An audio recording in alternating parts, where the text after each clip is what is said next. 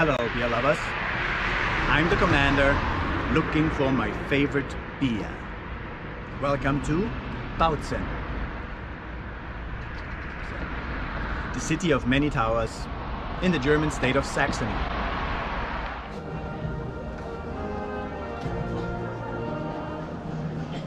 Just like the name suggests, it's a perfect mixture between a wheat beer and a bock beer. It's as intense and broad-bodied and full like a bock beer, but at the same time soft and it fills your entire mouth like typically a wheat beer.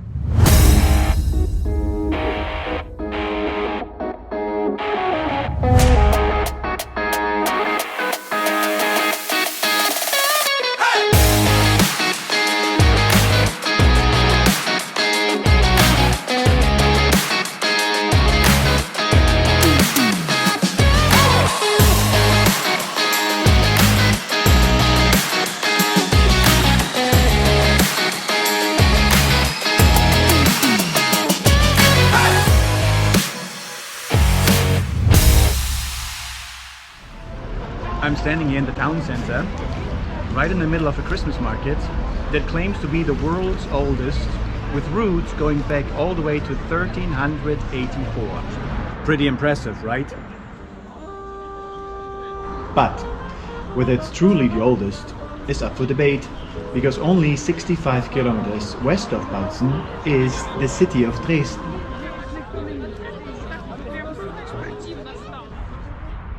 Hello, beer lovers.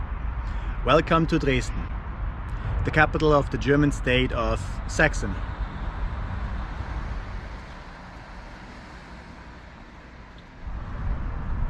Dresden, or Dresden, is home to an iconic Christmas market, which also claims to be the world's oldest.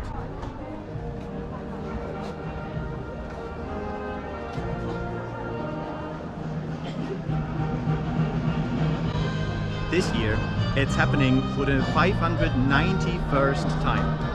There were 590 Christmas markets in Dresden before. The first took place in 1434. As amazing as that may be, clearly that's younger than the first Bautzen Christmas market from 1384. But here is where things get tricky. We only know for sure that King Wenzel the Idle, the Lazy, allowed the city of Bautzen to hold a meat market right before Christmas in 1384. But happening right before Christmas doesn't turn a meat market into a Christmas market, does it? Instead, it might have evolved over several decades into a proper Christmas market. Maybe this gradual change of the Bautzen market happened before Dresden's first Christmas market, whose first Christmas market actually was a real Christmas market. Or maybe it happened after. Nobody can say with certainty today. What we can say is that both markets are completely different experiences. And I'm going to give you an impression of both today. Right now, the sun is still out in Dresden.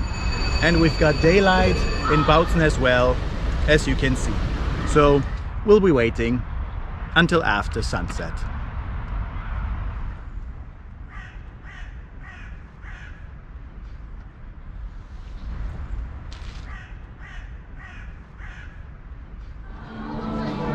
While the Bautzen Christmas market is traditional, cozy, and focused on regional visitors,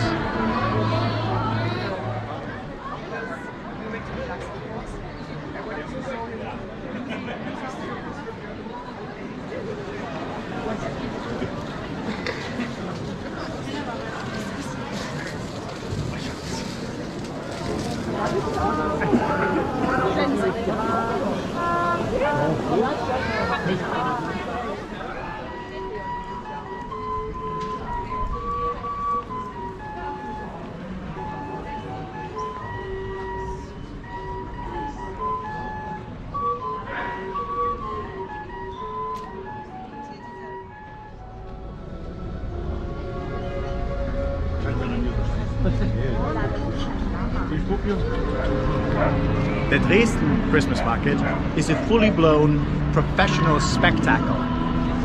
drawing visitors from all over the planet.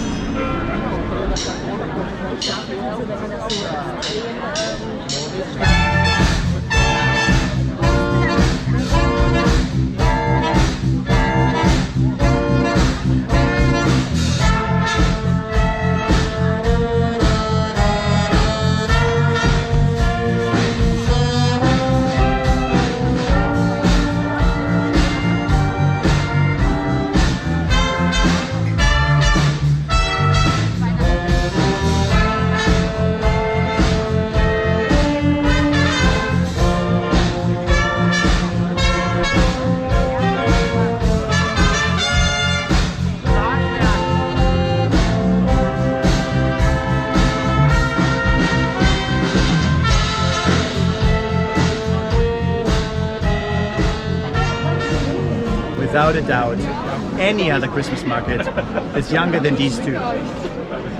But which one is the oldest? That depends on your definition of a Christmas market. Either way, they each tell their own magical story. But the biggest Christmas market is neither Dresden nor Bautzen. We'll do that one next week. I've been to two places this time, but there can be only one beer. So today's selection comes from Dresden. Dresden, a Bautzen beer, we'll do next year. Here it is. The name of the beer is Weizenbock, and it's from a brewery in Dresden. The name of the brewery is Feldschlösschen, which means little field castle. Where that actual castle used to stand, the brewery is today. More interesting is the name of the beer, Weizenbock, because that in this case is also its type. Weizenbock, Weizen meaning wheat, so wheat beer, and Bock beer is a distinctive, stronger beer style. But then which one is it? Because a Weizen beer, wheat beer, we drink out of such a glass, and a Bock beer we drink out of such a glass. A Weizenbock, literally wheat bock, is a Bock beer based on wheat. It combines the fruity flavors of a wheat beer with the higher strength and fuller body of a Bock beer. If it is a Bock beer, just based on wheat, one would think we drink it out of a Bock beer glass. But no, Weizenbock, wheat bock, is highly carbonated, like a standard wheat beer. If the surface of the beer body, is large as it would be in the belly of this Bock beer glass, then the carbonation would disappear, would evaporate faster. The larger surface area we want with a pure Bock beer, because we want the Bock beer to release its aroma from here, where the surface would be, into the upper part of the glass, where it will gather for us to enjoy. More surface, more releasing. But we don't want the same large beer surface to release all the carbonation from the wheat bock. Therefore, it's the wheat beer glass that will keep the carbonation and additionally will capture the typical fruity aromas. At last, a normal bock beer is meant to be sipped slowly, while a wheat bock is as highly drinkable as a normal wheat beer. And it's easier to drink it fast out of a glass like this. This wheat bock has an alcohol content of 7.1%, which is way too high for normal wheat beer, but it sits comfortably within the upper third of a bock beer range. Here we go.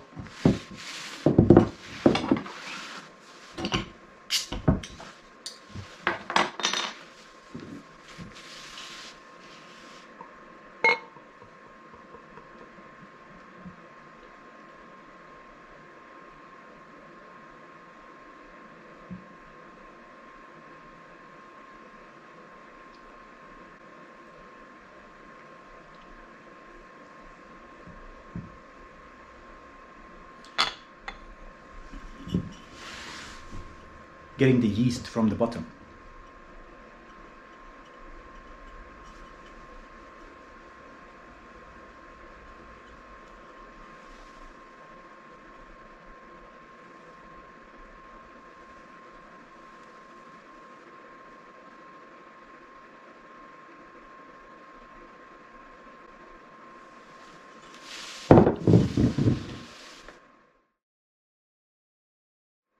There is much excellent head. It's covering everything and it clings to the glass. It's stable and it has small froth cells. It's creamy, super creamy, dense creamy. It has a very fine metallic taste, and I'd say the head is sand colored. The color is daffodil yellow, and it's equally cloudy. Yeah, it's quite cloudy. On the nose,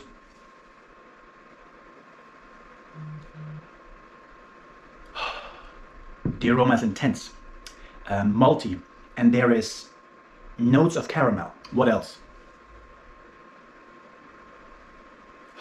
Honey, intense honey, and beeswax.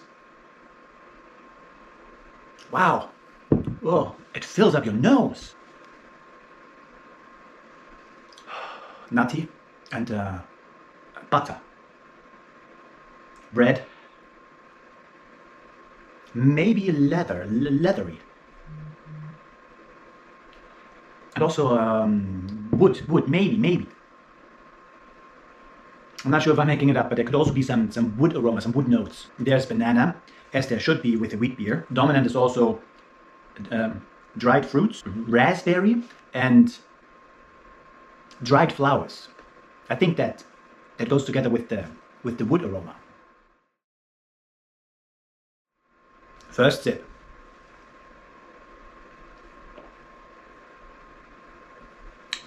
Oh yeah, full-bodied, broad-bodied, and heavy. Very untypical for wheat beer, but typical for a bock beer. But it's also soft on the palate. It's both. It's these two types of beers both together. It's malty driven, roasty malty, but it also shows spicy nuances. Concerning freshness, it's sparkling in the mouth. I'm giving it a 6 out of, yeah, I'm giving it a 5 out of 7 on the carbonation scale. Main sip. The second sip always tastes different from the first sip.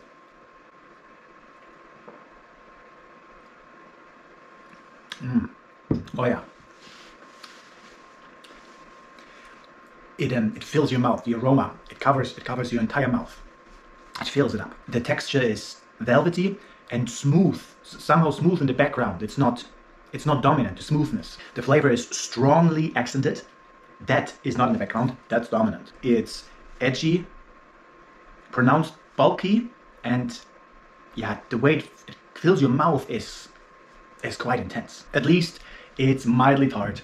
That is backbone forming. I'm giving it a 2 out of 5 on the bitterness scale. Without any doubt, this is a Schluck beer. That means have it touch the back of your tongue first, and also you may chug it down.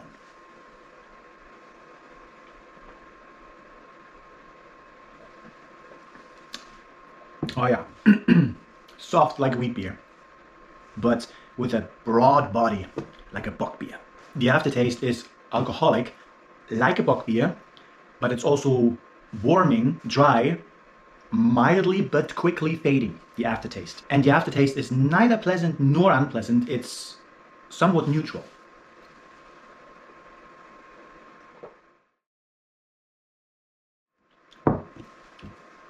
Just like the name suggests, it's a perfect mixture between a wheat beer and a bock beer. It's as intense and broad-bodied and full like a bock beer, but at the same time soft and it fills your entire mouth like typically a wheat beer. A normal wheat beer would be a Schlürf beer, which is for slow sipping, have it touch the tip of your tongue first.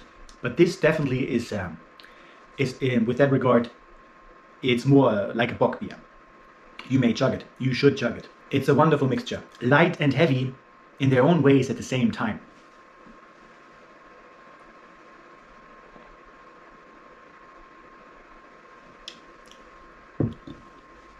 And somehow the strength of a bock beer amplifies the feeling that a wheat beer gives. It's really a good beer. They've really done well combining these two styles into one.